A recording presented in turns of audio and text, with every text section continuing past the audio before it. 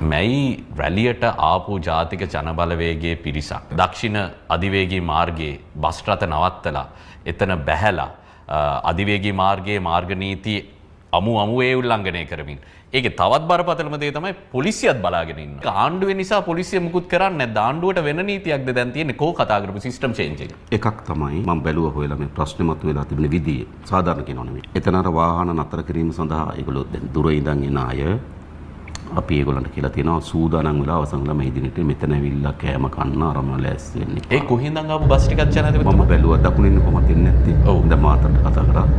මාතරට කතා කරා, හම්බන්තොට කතා කරා, මොණරාගලට කතා කරා, බදුල්ල සහ අම්පාරටම කතා කරා ඊරේ. කතා කරලා මම කිව්වා කවුද බස් කවුද ඒ කිව්ව සංවිධායක කියලා මට කියන්න කියලා. එතන වෙලා තියෙන දේ තමයි වාහන නතර කරන තැන යම් ඉඩ ප්‍රමාණයක් තියෙනවා. ඒ ඉඩ ප්‍රමාණය තුළ හිර වෙනවා. ඒතර ඒගොල්ලෝ ටාගට් කරගෙන ඉන්නේ මෙතන තමයි මේක ආහාර පාන අරන් සූදානම් වෙන්නේ. ඒතර මේ පැත්තෙන් ආපු වාහන ඇතුළු කරගන්න බැරි ඒගොල්ලෝ ඒ පාරේ ඉන්නවා. මෙතනින් එළියට ගිහුවා මේ පාරේ ඉන්නවා. වැරදි. ඒ වගේම ඒක බලාගෙන ඉඳලා ඒකට එහෙම ඉඩ දුන්නා නම් පොලිසිය වැරදි. ඒකට විනය ක්‍රියාවක් ගන්නවා. එහෙම වැඩ කරන්න බෑ.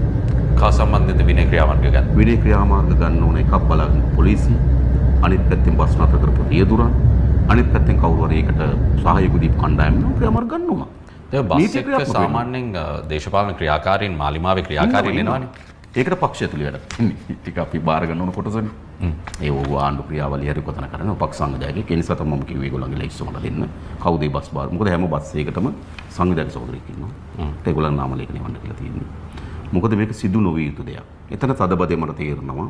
නමුත් පොදු නීතියක් තියෙනවා. ඒ අනුව දැන් අද ජනාධිපතිතුමා සමග කරන මේ සංවාදයෙන් පස්සේ මේක යට නොයන්න ඉදිරියේදී විනිවිදභාවයෙන් මේ සම්බන්ධ ක්‍රියාමාර්ග අරන් ඒක මාධ්‍යත් එක්ක කතා කරනවද ඔබතුමා? අනිවාර්යයෙන්.